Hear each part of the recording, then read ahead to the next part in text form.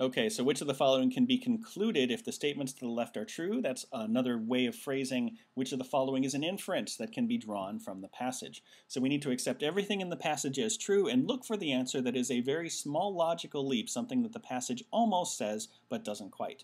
So we find out that higher taxes do not give higher tax revenue, and that there's no correlation between the two when tax statistics are adjusted to suitably compare different nations. So there's no substantial correlation between the two, and higher taxes do not necessarily cause higher tax revenues. Those are the two kind of outright statements, kind of the factual kind of evidence and concluding statements. Those are the types of things that the inferences will typically come from.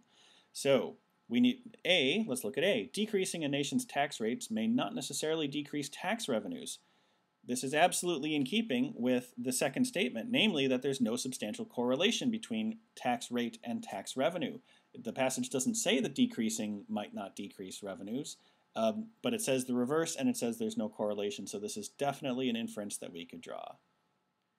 If this is true, that there's no substantial correlation, then this is true that they may not necessarily both decrease. Choice A.